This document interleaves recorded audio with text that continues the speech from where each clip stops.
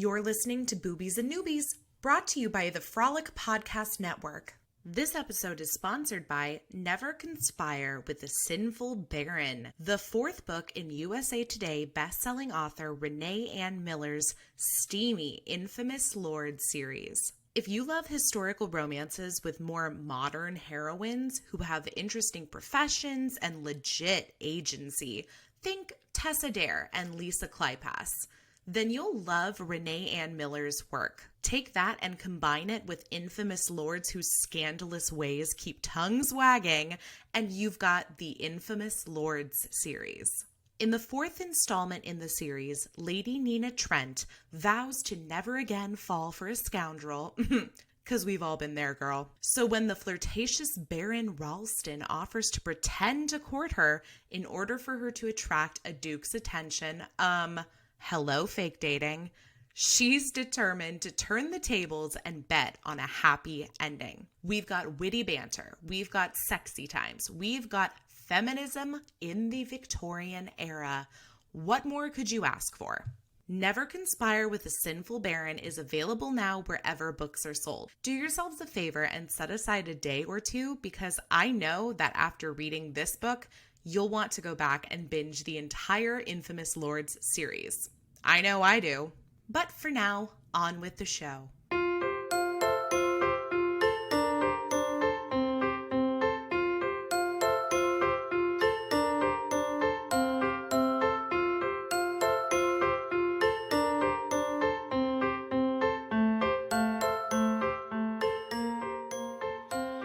Welcome to Boobies and Newbies, the podcast that asks novice romance readers to think outside the dick in a box and brave the unbridled world of erotica.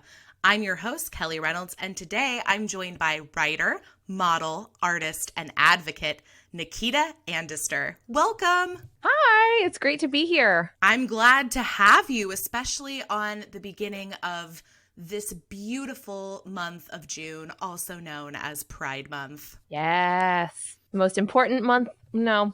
One of the most important months of the year. I won't say it's the most important. Yeah. There's a lot of fantastic months of the year. I mean, I'm personally partial to April because it has my birthday, but I know that does not make it the most important month nonetheless.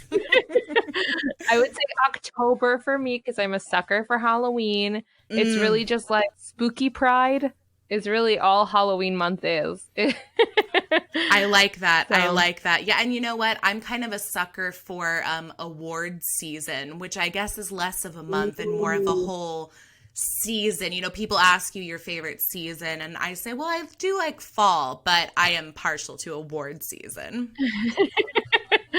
Yeah, if only they intersected. Oh, I know. It would change the whole aesthetic too. I also love Met Gala season. That's very exciting. My gosh.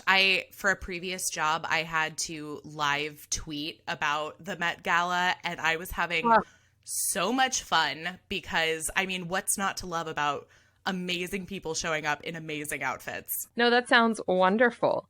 Just checking in.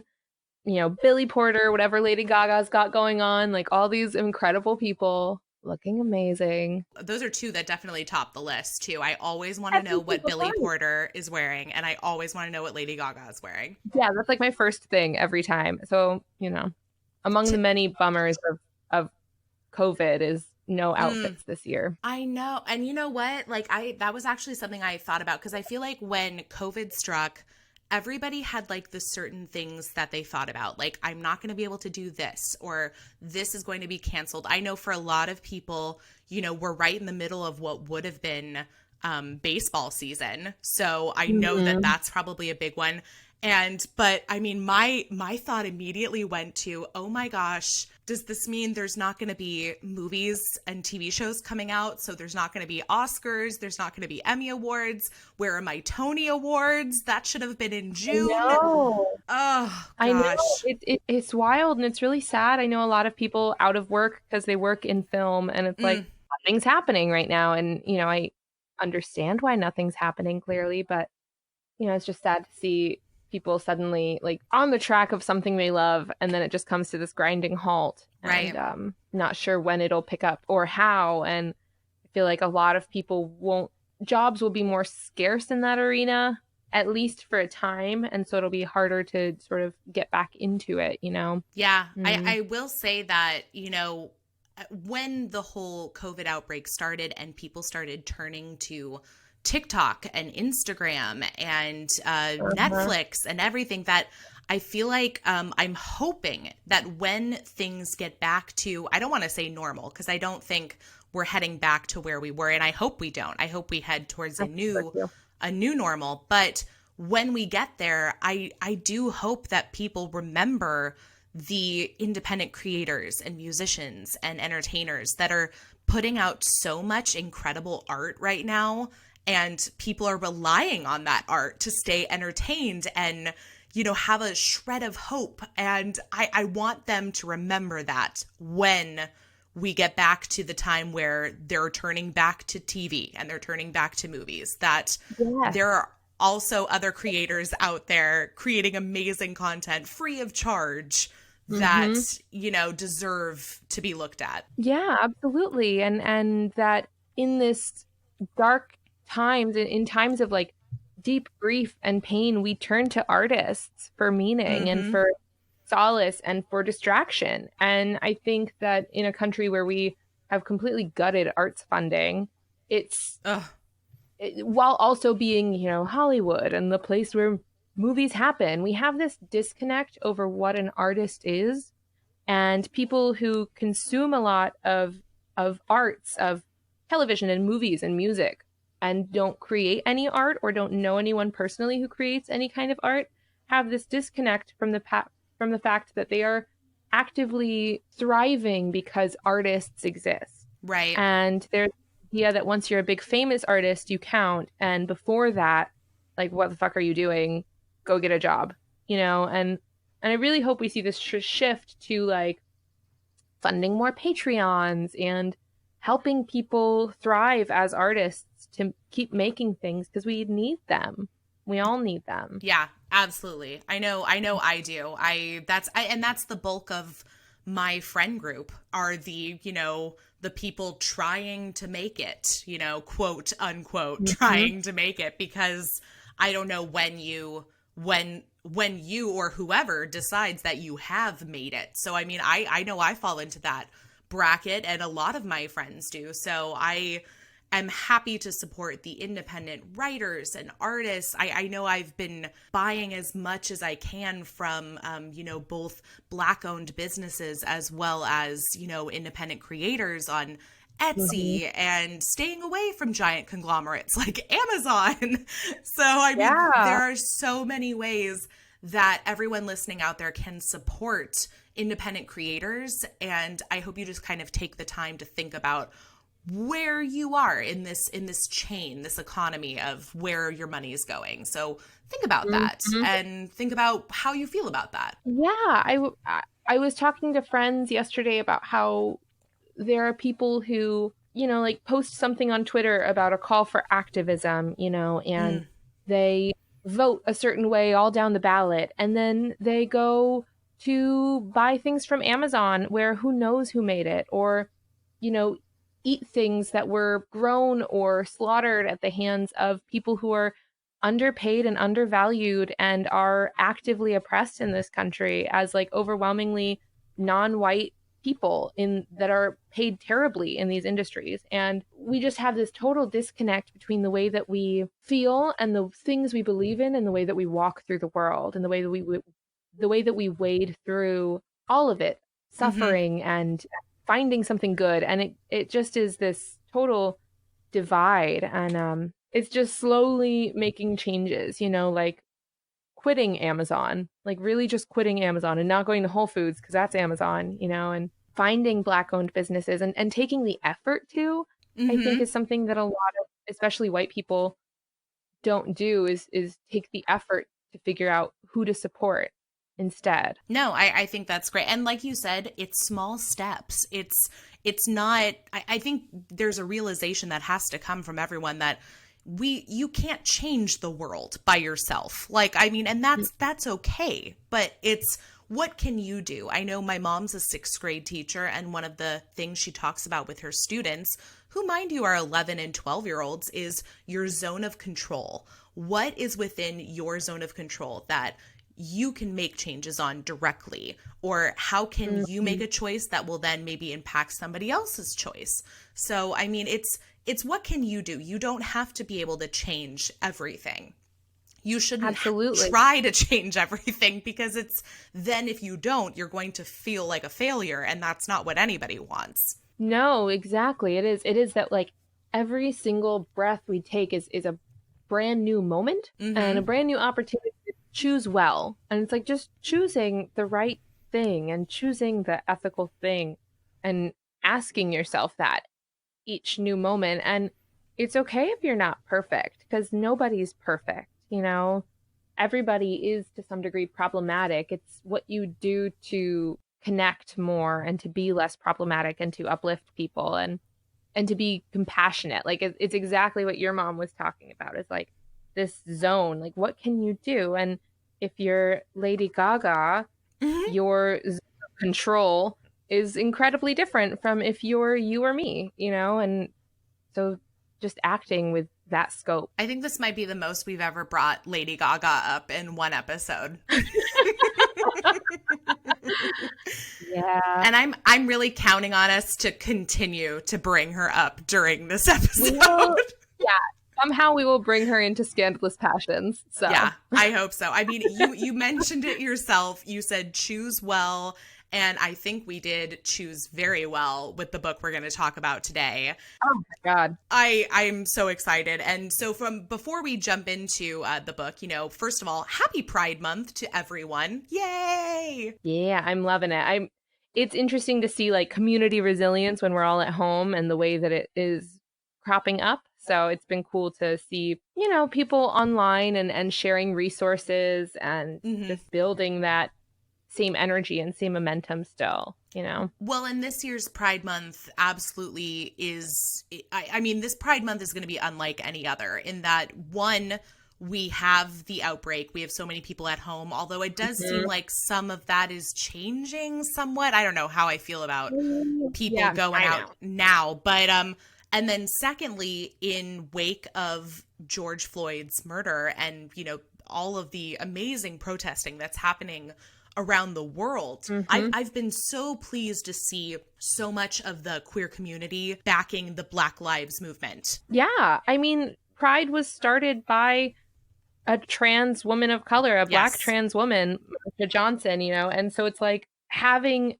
another protest, another uprising collectively in this same month. It's powerful. It's that these communities where we've been told that we have to focus on our fight against this other group in power, we're suddenly realizing that it's all of us versus the group in power, and that we all have to work together to dismantle the one common person that's pushing us all down, or group of people that are pushing us all down. And so it's devastating what's happening right now. And I think it's so important and beautiful that it's happening, you know, 51 years after the Stonewall Uprising. Yeah, that is incredible. You know, there's some meaning there, you know, that we all are fighting together and we all have a duty to empower each other and help each other and do our best to hear each other, you know, and especially now, and especially because there is so much overlap in our communities, obviously, you know, like it's not queer people and Black people and Hispanic people, like many people are in that Venn diagram under all three of those identities. And, you know, we're all fighting one common fight of ending oppression. And so it's, I don't know, we're in it together. Yeah. Yeah. No, I mean, you're right. It's I mean, it's absolutely bittersweet. It's, you know, there's terrible things happening in the world today.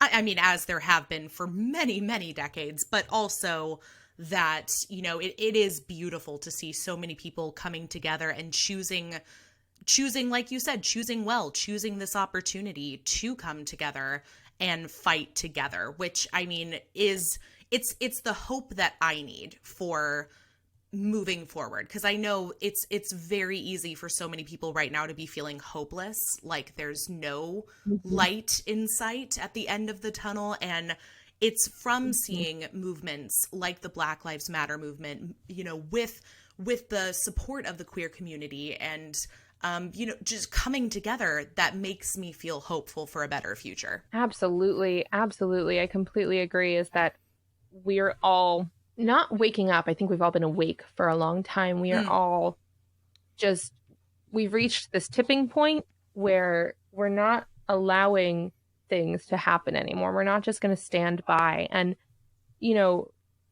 police murdering people of color has been an issue for forever here in this country and in other countries. And it's not something that's going to end overnight, but being passive and being sad and then moving on to the next thing, we're not doing that anymore. We're persisting.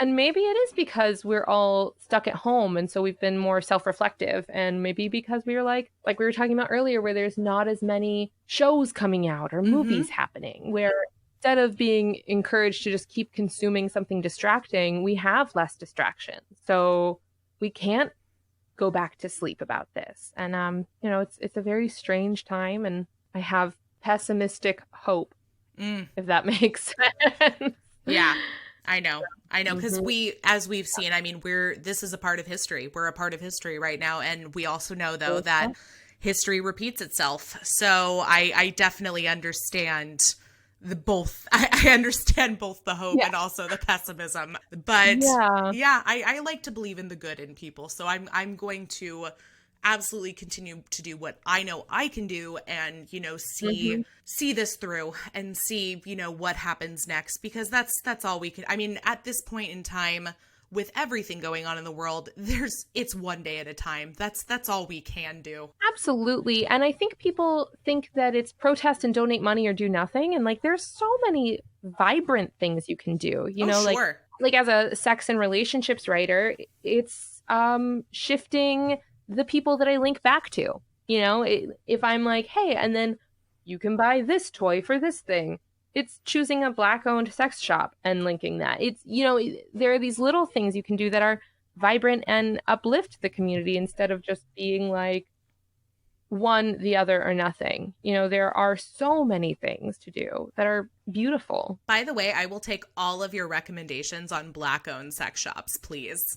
Yeah, there is a whole Twitter thread here that I can send you, and maybe we can link it in the I don't know, at the bottom or something. Absolutely. There's 75 different ones on the list, so it's pretty prolific. So that's fantastic. Cool. Yeah, I can't think of the name, but I know of one for sure that's in the San Francisco Bay Area where I'm staying right now. I want to say it's in Oakland or Berkeley. Okay, there is a really cool one in Oakland. What is the name of it? I'm blanking here, but it's a really good one. Oh, it's Feel More. Yes, that's exactly it. That's the one that I was thinking of.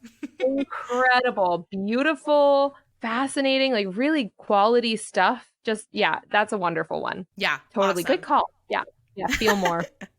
I love my Bay Area, so I'm always about supporting my local businesses, especially Black-owned businesses. Yeah. So happy to do so. Feel More is really great, and they're really, educational as well, but fun and spicy, which is how I try to live my life. So well, and that's what I like to read too. So I mean, we're definitely on the same page. It's what's the fun if you're just especially approaching sex and sexuality is what's the fun if you're just doing this same exact thing every day? I think about people that aren't experimental in sex, and I think it would be so boring if you're okay, well, I have these 5 positions that are in my rotation. I do them every time. I think 5 is generous for some people. And I feel I'd be so bored with sex. But I was wow, this is what I have to do for the next, 70 years. I could see myself quitting sex when I'm 70.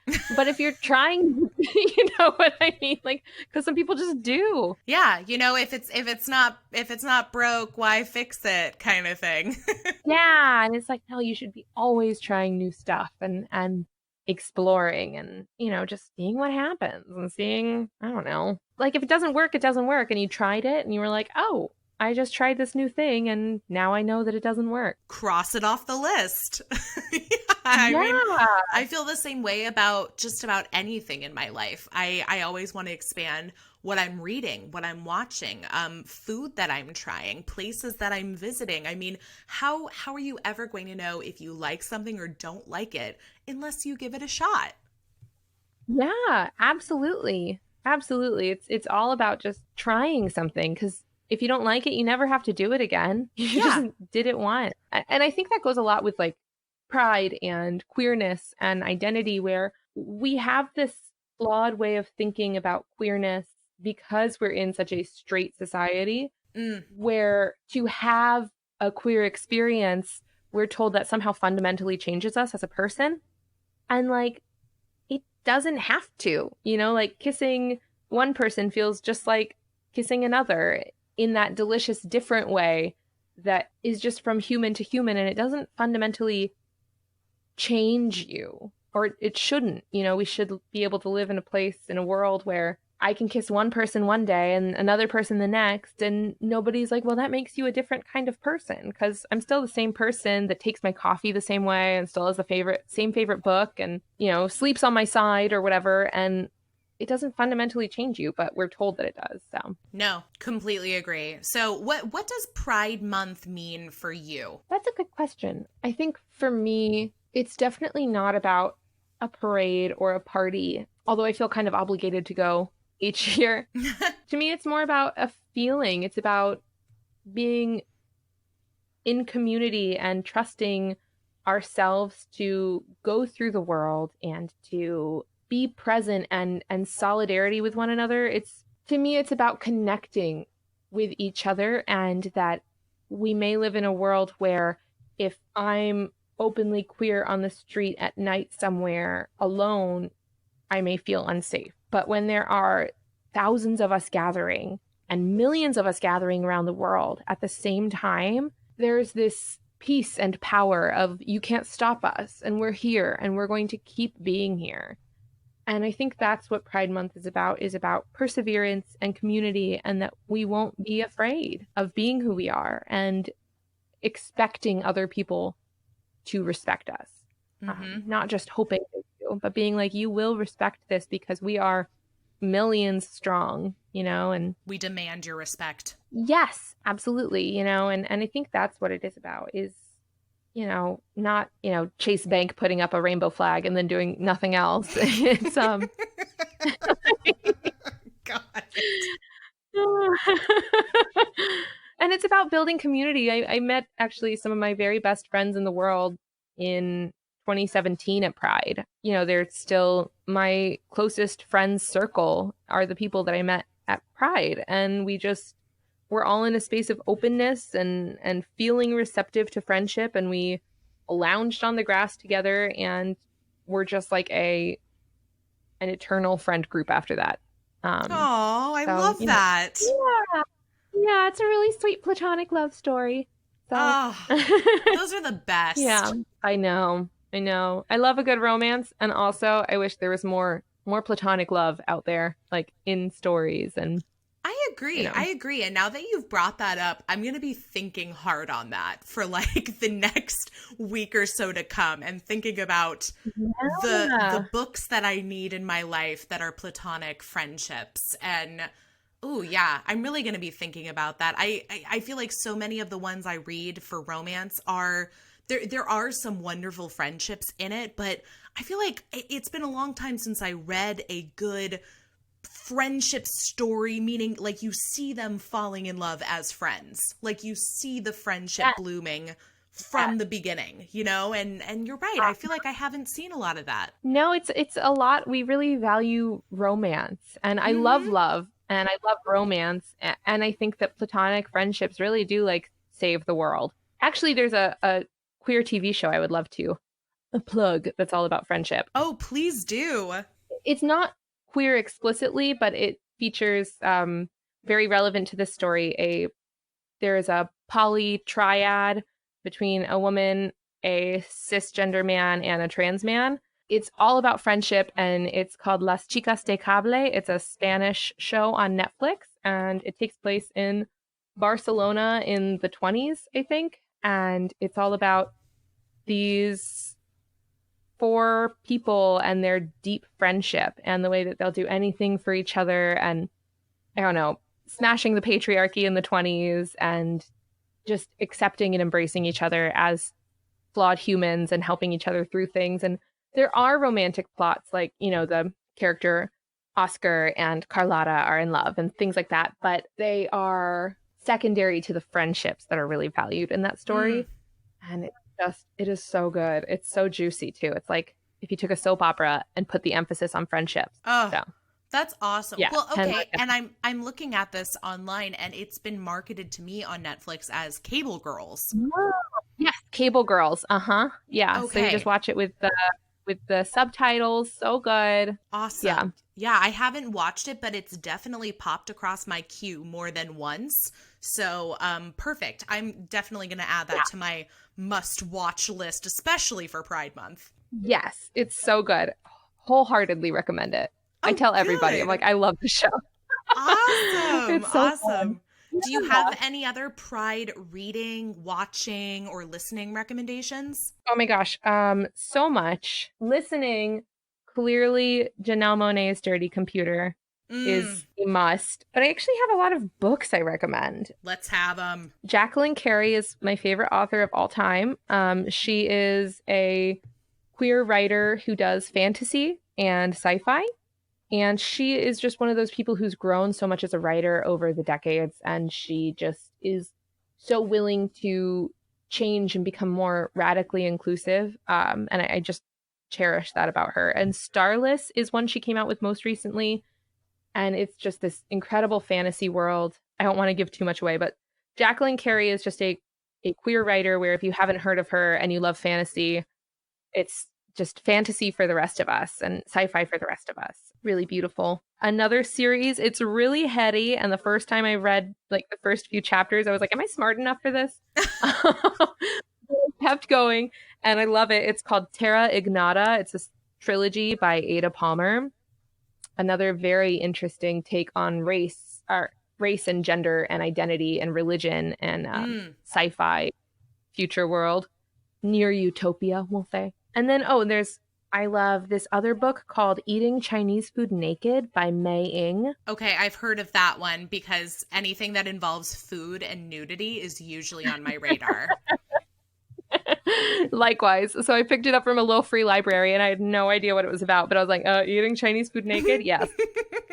It is so sad and so beautiful and so just a little part of someone's life. And it's just fantastic. Totally highly recommend it. And then I also recommend, I have so many. I can just keep going. Give us a few more. Okay, great. I'll just go with some TV shows. I think that Pose, obviously, is a fantastic show. If you haven't watched it, you really should. It's so good. It's so juicy. You always just want to keep watching the next episode, and it's a beautiful show. And then I watched one recently called Self-Made, and it's about Madam C.J. Walker. And it is so interesting. And I love a good, turn of the century, early 1900s story. Yes. Especially one with a queer component. And Self-Made delivers. Octavia Spencer's in it. She's actually the main character, and I love her. Oh, yeah. Enough said. I mean, I'm sold. Yeah.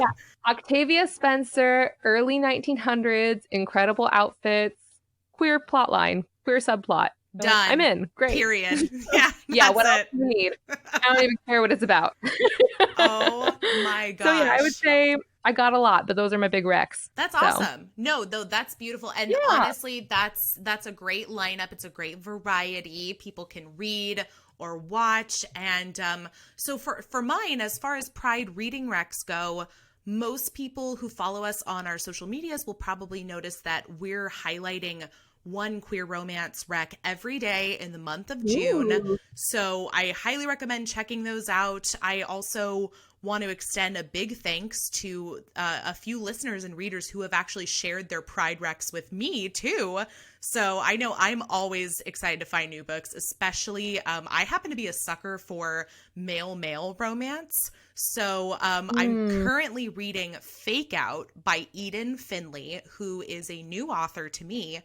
and it's book 1 in the Fake Boyfriend series. And so I have just been inhaling that and loving every moment of it. And I'm already looking forward to, I want to say there's at least like 3 more books in the series. So I know what. That sounds really fun. Yeah, I know what I'm going to be reading. I've got my my Kindle set up and ready to go. I also wanted to highlight our friends Jeff and Will at Jeff and Will's Big Gay Fiction podcast. Jeff and Will are part of the Frolic Podcast Network with Boobies and Newbies, and they are throwing a huge Pride Month extravaganza on their podcast. They've got queer romance recs, they've got interviews with authors, so much more. And I mean, I love their podcast every month of the year, but I'm definitely planning a big binge-a-thon for the month of June. So I'm super excited to see what they put out. Yeah, I just jotted that down. That sounds wonderful. You will love them. They're absolutely delightful. And they oh gosh, they read so many amazing books and have great discussions on them because they're writers as well as readers. So I think they definitely have a great point of view when it comes to discussing the literature. That's a great dual perspective there. Well, okay. I feel like, we've spent so much time highlighting the amazingness of Pride. Where can everyone find and follow you, Nikita? Because I know from reading your writing, you often explore themes of sex, identity, and queerness. And so, of course, having you on Boobies and Newbies was a no-brainer, and selecting this book that we're talking about today, which celebrates sex, identity, and queerness, seemed like the perfect time to do so. So where can everybody find and follow you? Well, so I have a website very creatively titled www.nikitaandister.com. And you could also find me on Twitter at Nikita is Writing. I used to be on Instagram at Hysterectomy Honey, but I don't really like Instagram anymore these days. It's a Mark Zuckerberg thing. Fair enough. Yeah, I regularly post articles to Lilo, the sex toys blog, as well as Sophia Gray, the used panty website. And you can also find some of my stuff. Oh, I've written for Salty World, which if y'all don't know that one, it's like Cosmo for the rest of us. Cosmo for everybody that's not a straight white lady that's thin. Yes. Love it. Salty World. 10 out of 10. So those are where you can find me. Awesome. Okay. And of course, we'll link back to that in our show notes so everyone can read your work and see what you're up to. And let's kick things off with our Pride reading. And we are going to be talking about Scandalous Passions, a Highland Ménage novel by Nicola Davidson. And this Scottish historical romance was published just last month, May 2020. It's available on Amazon for $2.99 Kindle edition and, other book buying marketplaces. But, okay. Before we talk about this book, though, I have to ask, Nikita, before reading this one, had you ever read a romance novel before? I went through a deep romance novel binge when I was 14 and 15. But I am now 29, so it has been 15 years since I have read a romance novel. So I used to love them, but I didn't really remember anything other than they were fuel for my sexual awakening and that I loved that. So going into it, it was very fresh. That author Jacqueline Carey I recommended, she writes very sexy scenes, and there's a lot of sex or kinky things, but it's largely plot. It's like very plot-driven story with sex scenes instead of sex scenes with a plot. Gotcha. Yeah, so I have not read anything that is sex scenes with like, oh yeah, here's the plot. In a very long time. There you go. Well, and I will say, as far as Scandalous Passions go, I think it definitely walks a fine line between what someone might consider romance and what someone might consider erotica, because erotica definitely puts the sexual journey at the forefront, which seems to be like more of what you were describing too. As opposed to romance, which there's plenty of romance novels out there that don't have sex driving the story, where sex isn't even on the table in some romances, which we call closed door romances. Oh. So I do think that I would probably characterize this one more as an erotica or an erotic romance. This is, once I get into the synopsis, people will understand what there is to love about this book, because there's a lot to love. Yeah. So let me dive into that, and then our discussion will commence. So without further ado, here is the synopsis for Scandalous Passions by Nicola Davidson. Scotland, 1504. Lady Janet Fraser didn't earn her reputation as Scotland's most notorious sinner by following the rules.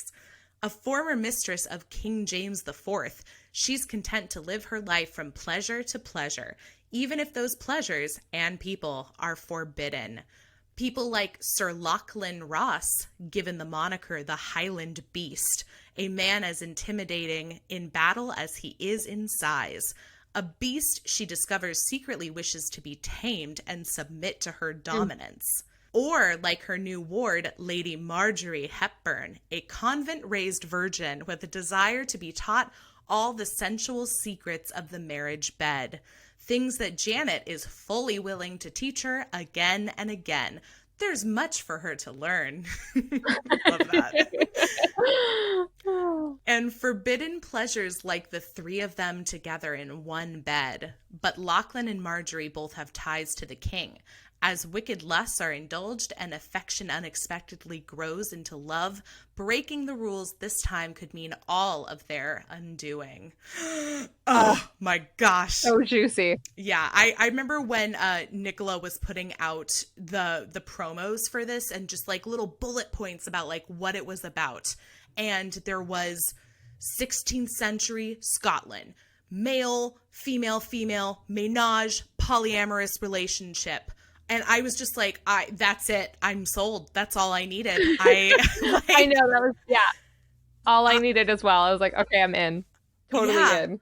I mean, and I have to say, I love a good poly relationship romance. I love bisexual characters in romance. There's so much I love, and I feel like I don't necessarily get to see a lot of those in historical romance. Like, I know that it's out there, but it's definitely a much smaller, group than it is, compared to traditional male, female, heterosexual romance where we see on every bookshelf in America. Yeah, exactly. It's like, and as someone who is both queer, pansexual, and poly, it was so exciting to be like, oh, I get to read a romance novel where I feel like heard and seen. Where do I sign up? It was just great. So, and that they're like right from the get-go, this book just like hooked you. It just like the author knew who she was writing this for, which was for queer and poly people. And you could see it in the dedication page. It just like immediately took my heart. That was the first thing that I did highlight in my read. And this is something that I've kind of tried to make more regular in my reading, is I try to read now cover to cover, including everything from the dedication to the acknowledgments to everything in between, because the dedication she has, and I'll just share this with everyone, is for all those who understand and uphold these romance truths, that nothing about sex or kink, explicit language, and queer happily ever afters is modern. This is for you with much love. So beautiful. So good. I know. It just, immediately, I just had little tingles. I was like, no one ever writes a book for us. Especially one that's like not tragic or anything. It's just like a story that's like hot and sizzling and like draws you in. And like, we deserve those stories. And I was immediately like, yes, I'm sold. 100% in. Oh, absolutely. Yeah. And I think that's actually one of the things that people who don't typically read romance novels might think about romance and why they steer clear of the genre, is because they have this idea that I don't want to read. And I have talked about this with previous guests, is, they didn't want to come in reading a genre that was just going to be about white people problems and about men and women falling in love. They wanted some diversity in their reads. And And I mean, like we mentioned earlier, you know, with George Floyd and everything that's come after his murder, there's been so much discussion within simply the literature community, within the romance community, about how can you support Black authors, read more Black romance. I mean, there are so many different subgenres within the romance umbrella that so many people don't know about because it's not often publicized. And I mean, moreover, it's not nearly published as much as, you know, the typical heterosexual romance between two white characters is. Absolutely. Absolutely. And like you can see it in bookstores where they'll have like, at least like 10, 15 years ago. It's been a long time since I've been in the romance aisle, but they used to have like romance and then like African American romance. And it was like, oh, so you're just assuming that like all romance is between white people unless otherwise specified. And it's like a weird thing that bookstores do where they're like, oh, like, the majority of the bookstore is for straight white people. But like everyone else can each have their own corner. If you're in both categories, if you're both like a person of color and queer, we don't really know where to put you. Yeah, no, it's true. That's a good point too. I spoke with an author recently. She sent me her book to read, which I'm currently reading and will definitely be highlighting for our Queer Recs this month because it's so good. And it's the first romance I've ever read where, no, you know what? It's the second one I've ever read where one of the main characters uses non-binary pronouns. And I was shook. I'm in love with it. But she, in her email to me, had mentioned that when she was writing it, she had actually, you know, considered changing, you know, her character's gender because she was so worried about the book being published or not, and then decided to go with her gut and say, no, this is the story I want to tell. There's a reason I'm telling this story. It's because I'm not seeing this representation in books, and that's why I want to write it. And oh God, it hurts me so much to think about how many authors are out there that have either thought about changing their characters or been told by editors and publishers and agents that no, you have to change your characters because of their race or gender or orientation. Oh my gosh, it irks me so much. I know. And I'm actually working on a novel right now where I have a character with non-binary pronouns, and I've thought about that where it's like, oh, okay, will this be a barrier? And it's like, I don't care if it is. This is the way I see it in my head. And you don't see someone who's, especially you don't see someone who's non-binary or trans that isn't going on some quest of their identity. Right. You know, like, what about people who just are? They're just like, they have another journey to deal with. And like, it doesn't have to do with identity. Their identity is their identity. Yeah. And like with Scandalous Passions, going back to that, I feel like Janet, the main character, was one of those people who wasn't, her quest and her journey in the story had nothing to do with her identity as someone who's bi. No. And I loved that too. Well, and not only bi, but also super dominant. I loved that. Oh my God. It was just like immediately, oh yeah, loved it. I love a dominant femme. Yeah. It's just like, just like in her dress, and she's like, you will do this thing. You're like, okay. And they're like, yes, and we will. Yes, whatever you say. Yeah, and you know what? I've read poly stories, and I feel like most traditionally, the poly stories that I've read in romance have been between three characters where they're all, you know, kind of equal players in this relationship, and so I thought this was like an interesting power dynamic shift that I haven't read before, in that you have Janet, who's clearly the most sexually experienced of the three characters, and she becomes the one who the other two, Lachlan and Marjorie, refer to as mistress or their mistress, which, you know, is emphasized even more than when Marjorie and Lachlan have their secret wedding and, you know, she becomes the actual mistress. I guess. I know. You're right. I didn't even think of that. Yeah, she technically is. It's got layers. So many layers.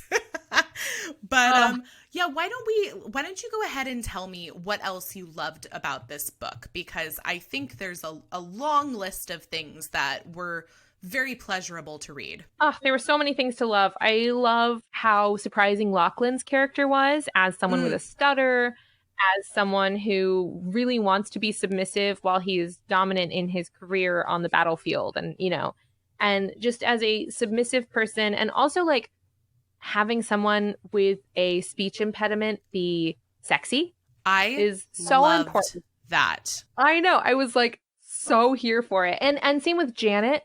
As someone, I have had a total hysterectomy and I am menopausal at 29. And seeing Janet, who could never have children, I was like, oh, hell yeah. Like this like person who can't bear children and is also like so ripe and fertile with sexuality. It's like, yes, I just want to sink my teeth into it. Yeah, and just everybody had a thing that made them not the typical quote unquote like love interest, and like Marjorie being really curvy, and like they were like Lachlan and Janet just like wanted to like eat that up, like they loved her curves. And yeah. No, I liked that too. And speaking as a curvy woman, I found that especially positive. No, I'm with you. I thought she the author did a wonderful job of sort of showing us different facets of, who they are. I mean, like you said with Janet, she would love to have children, but she's barren, so she can't. And that doesn't, hinder her sexuality in any way. And then with Lachlan, the whole speech impediment thing was a surprise to me. And I don't know if I've read that in a story before, and I really enjoyed it. And I enjoyed the way that they discussed it, because even closer to the end, when there's, some trouble between Lachlan and Marjorie and how they might, be punished for having this secret wedding, even then the king, who has relationships with all three characters, speaks up on behalf of Lachlan so that the rest of the court doesn't notice the fact that he has the speech impediment. Like I thought it was so interesting. Like I don't remember there ever being a moment where anybody made fun of him for the way he spoke, or absolutely, when it came to Janet, there was definitely mention of her being a woman who is renowned throughout the country for her sexual exploits, but nobody really said anything about that negatively. It was always in a positive admiration of, oh, I've heard stories about you. You're incredible. Like, tell us more about, all these people you've bedded. And so I thought there was so much positivity when it came to body types and sexual orientations, and I mean, there was just so much positivity and celebration. Yes, everybody was just, celebrated. And it felt like a perfect Pride book where it was like, oh, with Lachlan, it wasn't that he's like really big and muscular and scarred and hunky, but has a stutter. It was that he's scarred and hunky and has a stutter. It's that this book really captured the difference between but and, if that makes sense. Like, Marjorie's this inexperienced but like super horny lady who just wants experiences, and she's really curvy. And, it just like, they were just all about it, and it just felt so good. And I think it helped me as a reader feel more like I could see myself being one of them. If they're just too perfect or too unopinionated, it's false feeling. So I agree for sure. With Marjorie's character, I too often, I feel like when you have the virginal heroine, they're painted as like, I mean, like, she definitely was like, she didn't know what was going on. Like, she was very uneducated when it came to, her body and how to treat her body and share her body. But I liked that she was so interested in learning and so willing to be a participant and, have fun and play and everything. Because I feel like too often when you read like a virgin story in romance, they're scared and they're too nervous and I don't know what I'm doing. And this was not that story, and I appreciated that. No, Marjorie had so much agency over her sexuality. Yes. The whole time. And it was just, and I think that was what made it so hot. Is you're right, is like there are these like virgin stories, not even just in like romance, but in like everything, you know, where they're like inexperienced and scared, and it normally takes someone, usually a man, to be like, I will show you slowly. And you know, it's like all at his behest. And instead it was like, you know, the first sexual scene with Marjorie, so hot because it was teaching her how to masturbate.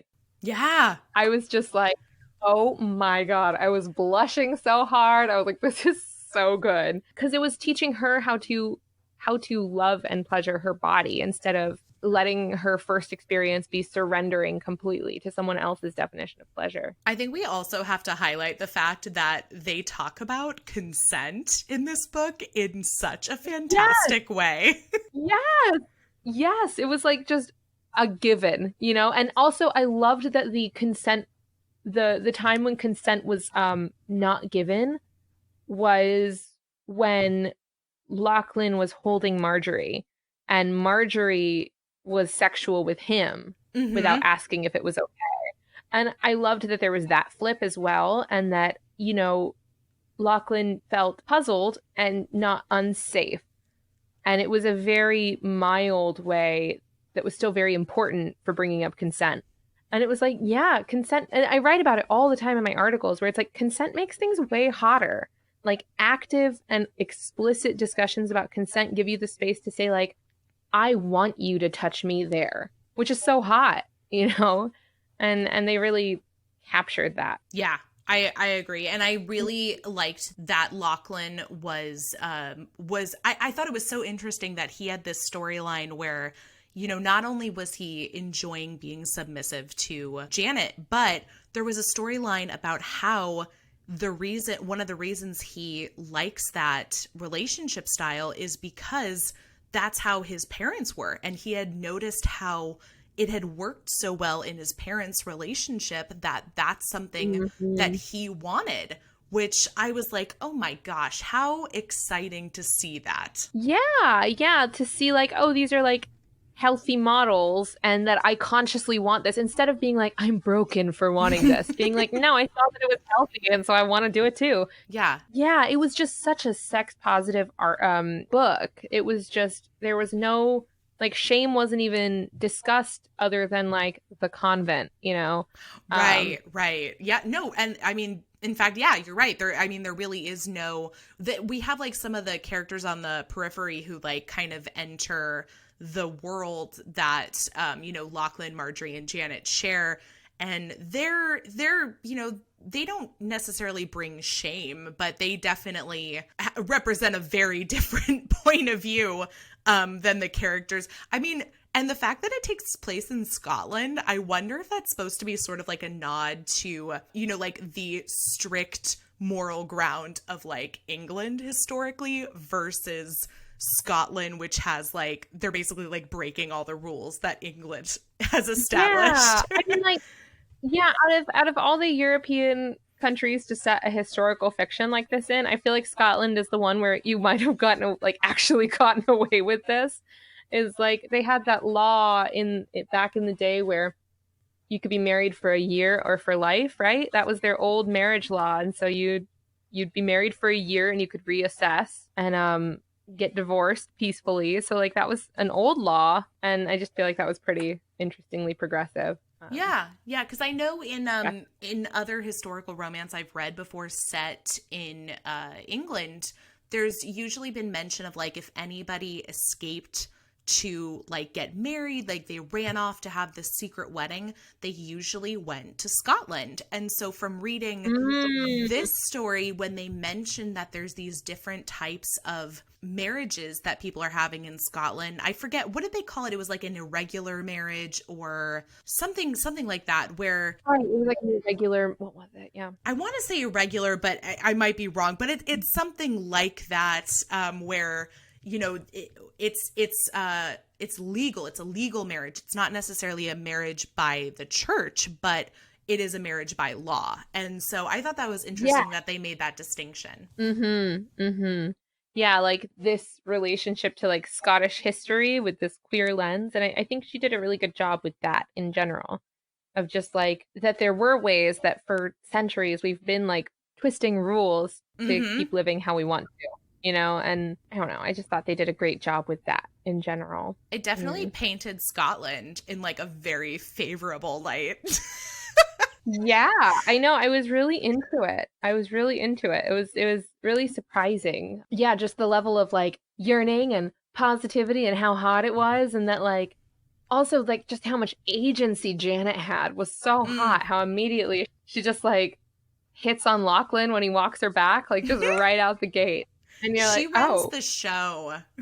she does. I love it. I Ugh. did too. I thought her Mm-hmm. whole story was interesting too, of that, you know, she was a former mistress of the king, and the reason she became a mistress of the king was that her parents basically like gave her to him when they found her in bed with another woman, which then Yeah. comes back later in the story. We meet that woman who's now gotten married to a man, of course, and it's Uh-huh. wow. I didn't see that coming back for sure, but I thought that was such an interesting background for her. Yeah, I thought it was really interesting too. I think that it's something that was again written so clearly for like queer folks because we've all had that thing, that experience, you know? Yeah. And to like bring it into this other setting of what happens afterward, I think is really important for a lot of people. Because I don't really know many queer people that haven't had a situation like that before, unfortunately. You know, Sure. like I was smooching my best friend in early high school, and she would write about it in her diary, and she was Mormon, and she hid her diary, but her mom found it and read Mm. it. And it was like a whole thing. And everyone I know has a story like that, you know? And so to have that be a plot point, you're like, oh, yeah, okay, the author clearly has lived this whole experience. And to give it like this queer, poly, happily ever after, you're like, love it. Yes, I'm here for it. Yeah. Mm. So much happily ever after in this Yeah. book too. I know, and it felt bow tied, but it's an erotic fantasy. Maybe it's supposed to be bow tied. Yeah, I'm okay with So it. I'm definitely okay. And that's the thing is when you do think about erotica versus romance, erotica doesn't necessarily mean that you do expect a happily ever after. A lot of erotica is just an encounter. It's a sexy moment, you know, and so that's what I think. That's why I would classify this one as more of an erotic romance, is because we do still have totally. that relationship blooming between the three characters, and they do get a happily ever after for all three of them. So Yeah. And they all fall in love. yeah. Mm-hmm. There's a lot that I loved about this book. I will say there's one moment that I've just been playing on repeat in my head because I don't know why it bothered me so much, but it's the scene where they talk very in-depthly about Marjorie washing her hair. I was puzzled. I was so puzzled. I thought it was going to go somewhere. I thought it was going to be erotic somehow. And then it was just that her hair was soft. And I was like, well, that's great. But like, Yeah. no, I completely agree. There are several pages dedicated to the fact that Marjorie is fighting having her hair washed because she's used to doing it. I mean, she comes from a convent, so like her knowledge of things outside of the convent is very limited, but they want to wash her hair with bacon fat and egg yolks and I want to say like some kind of oil, and I don't know what it was, but they just kept mentioning bacon fat over and over again, and there's like there's a solid page like that's just describing washing her hair, and I'm with you. It was one of those things where I was like, why is this the moment that we're focusing on? Yeah, I was very puzzled by that one. I was like, okay, it's gonna come back. There's gonna be some like erotic domination involving hair washing, and there wasn't. And, like, you know, yeah, it just sounded like breakfast that was, in your hair. Yeah, I was like, okay, like if you're gonna do that, it's fine. Like I think the point was maybe to have like historical context. Yeah, that's what I'm thinking. But it just felt so. It just felt very forced instead of just like throwing those things in there a little more peppered throughout instead of just like this long scene. For me, though, too, one of my only other, like, I really enjoyed this John and I had a great time reading it. But for me, one of the things that bothered me was Eileen's plot twist. I just, I felt like she, for all the complexity that was given to like Janet, Marjorie, and Lachlan, I just felt like Eileen was a one-trick pony. And maybe I just expected more because the other three characters were so nuanced. And then Eileen suddenly was like, and then this will happen, and now we'll be together. And I was just like... No, I totally get what you're saying, because I was expecting a lot more, because I actually really liked this whole idea of, I feel like, and I'm sure you've had this experience, that you hear these stories about, you know, people experimenting in high school and college and everything. And, you know, maybe whoever they experimented with never, you know, I came out or identified as gay or bisexual or whatever. And, and so I always kind of wonder, okay, what did their life become, you know? And so I thought, here's an opportunity to show us Eileen, who had this love affair with Janet, who then, you know, was forced to marry a man.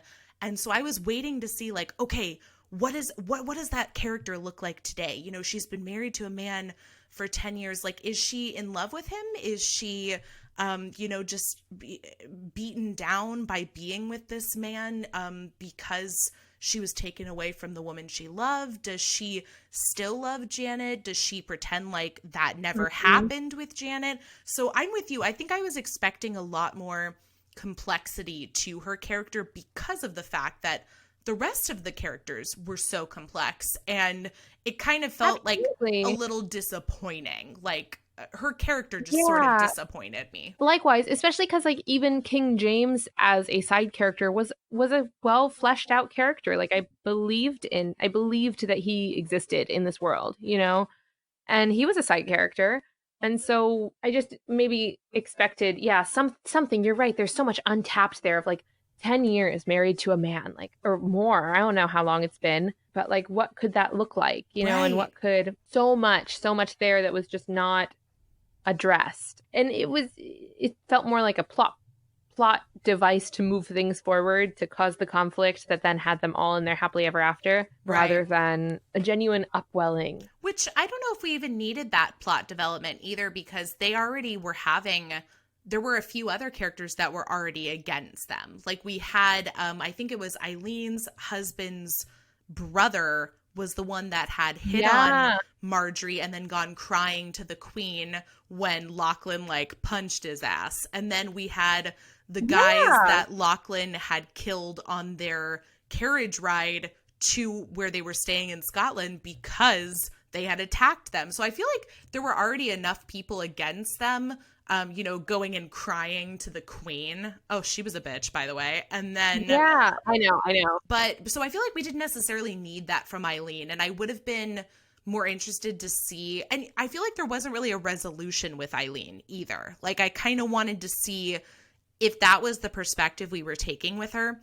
I wanted to see like some ending between her and Janet. Yeah. Or Janet being like, I don't love you anymore. It's been so long and I'm in love with these people now. I think, though, Eileen was super important for talking about jealousy in polyamorous relationships because, you know, Marjorie and Lachlan both felt like, what was this connection they had, and felt that kind of jealousy about it, because jealousy is something we've all been raised to have, especially if you grew up in 1500 Scotland. You're like expecting to feel this possession in your relationships, you know? And I think that was something I appreciated about this story that made it feel real in some ways, was that they all in different ways and at different times experienced a twinge of jealousy. And instead they communicated about it like a good poly triad. Yeah. And so I feel like Eileen was good for that, I will say. It was good for the questioning. Yeah, well, and something that we definitely have no lack of in this story are the sexy times. Oh my God.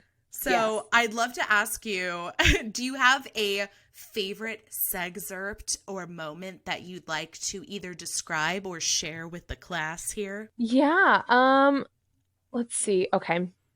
So I would say my favorite one was honestly the first one of, I talked about it already. It was just so good. I'm so into it. When Janet and Marjorie got it on in the wagon. It Yes. was just so well done. And just that tension that was built. And so what happens in that scene is that they start talking about sex and sexuality. I don't really remember how. I can't think of it either. I know that Janet from the beginning is like telling Marjorie that she's going to come live with her until the king finds a husband for her. And so she tells Marjorie, I'm happy to like teach you how to, pleasure your future husband and yourself, but like I'm, clearly I can't arrange for you to have sex because like you have to be pure-ish for when you get married. So I think it kind of started with that. Yeah, like be a quote unquote virgin. And so she wanted to teach her how to get it on. And it was just like so hot because they talked about consent right out the gate, about like this has to be something that you want your pleasure and like you have to discover your pleasure. And then it just was Marjorie and like lifting up her skirts so that Janet could see everything going on, and then like being encouraged to touch herself, and then Marjorie's hesitation and not knowing how. It was just so immediately like it was an interesting side to being dominant, where Janet was like totally doming Marjorie in a gentle way. Yeah. And it was just so hot where she's like, I'm going to teach you. And so like Marjorie came and sat in front of Janet. I guess Janet's chest was pressed against Marjorie, right? And like guided her hand to help her masturbate. And it was just so hot, so wild, such a good way to describe Marjorie's first orgasm. And then that it was immediately stopped with the like violence outside of the wagon. That's right. I forgot about that. I loved it. Like as soon as I was like, oh my God, and like blushing, I was like, and then there's an arrow. And you're like, what the fuck? Way to take me out of it. God. Definitely, it made me want to keep reading because I was like, well, if this happened, like, I just gotta keep reading to see when this happens again without an arrow interrupting it. So, yeah, but I would say that was my favorite scene. That's a good one. What about you? Oh my goodness. I mean, there's so many to choose from. I have noticed that Janet in a lot of them is sort of acting like the puppet master almost. Like she like kind of stands back and like instructs everyone on what to do and watches it because that's what gives her pleasure. And I thought that was really cool. So mine is, I'll just read you like a quick paragraph. It's from Chapter 7. So I want to say this is probably like, where are we at in the book? Because it's really not a long book. Yeah, this is about halfway through. And this is when they've made it to the castle that they're going to be staying in Scotland. And they always go out to the, what is it? It's the solarium for all of their sexual rendezvous, which I'm like, okay, that's sexy. And I think this is the first time that they're in the solarium, and Lady Janet is sort of lounging with Lachlan, aka the Beast, in her with his back against her chest, and then before him on the ground kneeling is Lady Marjorie. And so this part is from Lachlan's POV. So let me just read you a little bit. It starts with Janet asking him a question, which is, how are you enjoying yourself, my beast? Lachlan tried to answer Lady Janet's query, but in truth, he could scarcely form words. The illusion of restraint in having his hands atop his head, the sun warming his naked body, Lady Marjorie kneeling at his feet and eagerly teasing his engorged cock and balls, Lady Janet behind him murmuring soothing words, her soft hand caressing his back in gratitude at his participation in her lesson. Paradise. Ugh, yeah, that was so good. It's just like full of that. It's just like these scenes are so long and they happen over and over, and they're just she's dominant without being like that traditional kind of dom you see in like, I don't know, like a 50 Shades of Grey kind of thing. Like she's very much like, this is for your consent and your education and your growth. And she's like, your like sexy teacher fantasy in a whole new light. And it's just, ugh. It really is. Ugh. Yeah, no, I think that's a great way to describe Janet. Well, and there's so much, and I'm going to ask you in a moment here to give the book a few grades, but I was going to say there's so much heart. We're also grading for heart in this story, and I feel like there's a lot of it. You know, between all three characters, and you know, there's also like little snippets where they all have so much love for the King James, who's like brought them together. He clearly has heart for them, because he tells them, you know, Janet, I put you with Lachlan because I thought you guys would be a really good fit for each other. And now that you have Marjorie, like, kudos to all three of you. Like, I'm here for it. So yeah.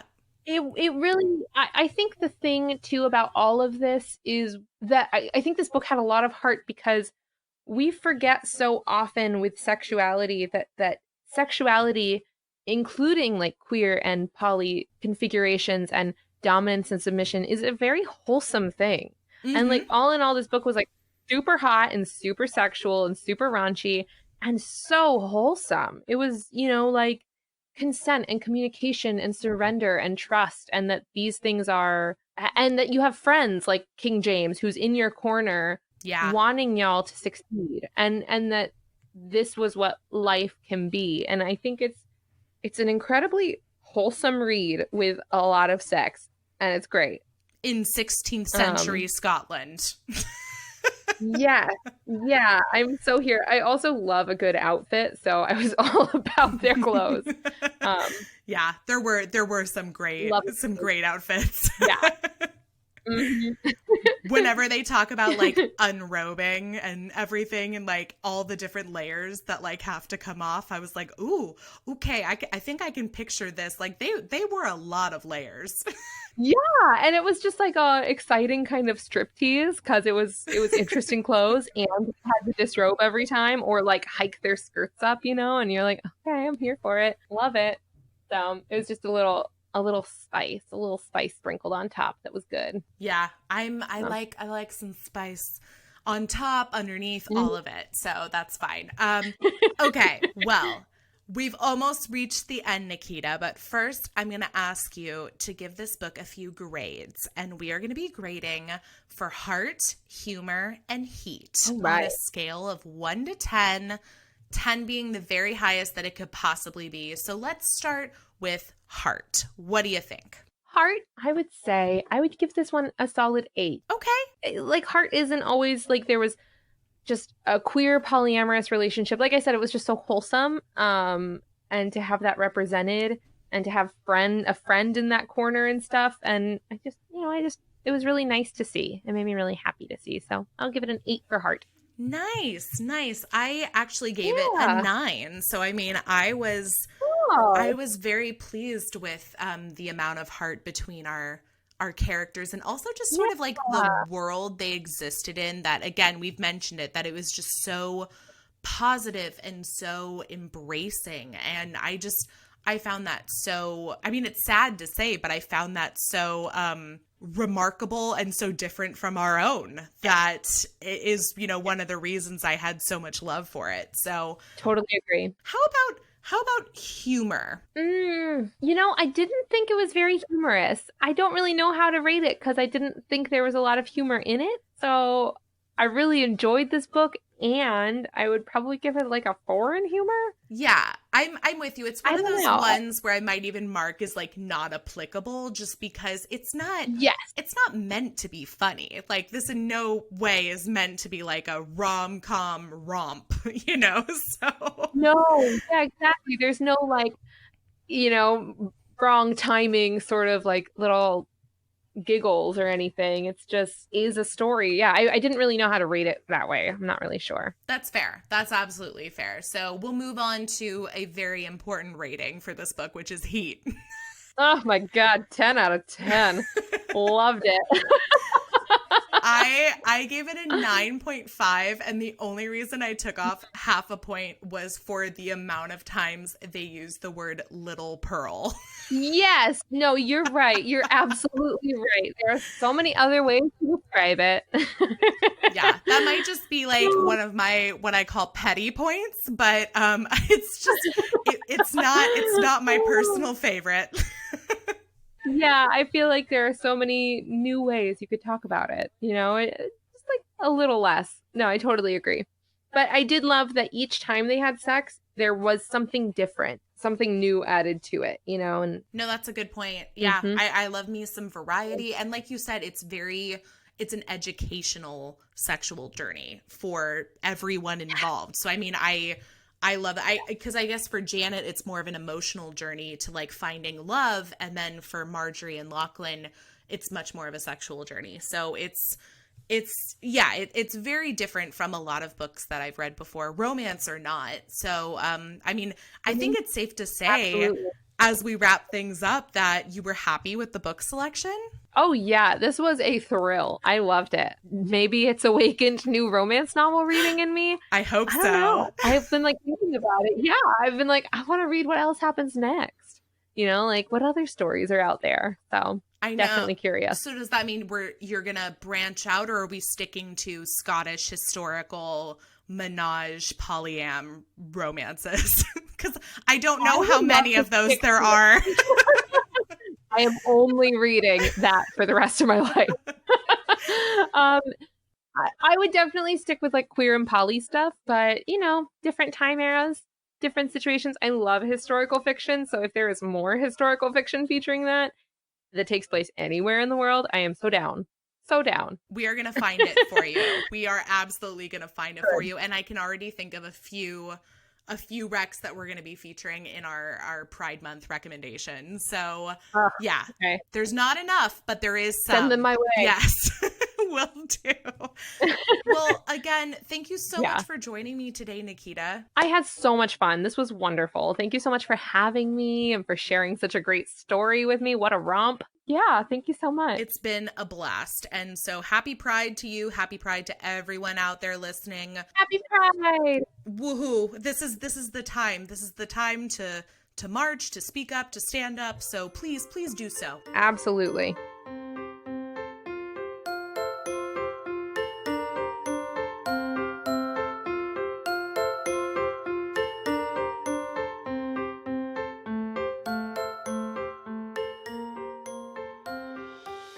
Thanks so much for listening. Boobies and Newbies is part of the Frolic Podcast Network. Find more podcasts you'll love at frolic.media/podcasts. You can follow Boobies and Newbies on Facebook, Twitter, and Instagram at Boobies Podcast.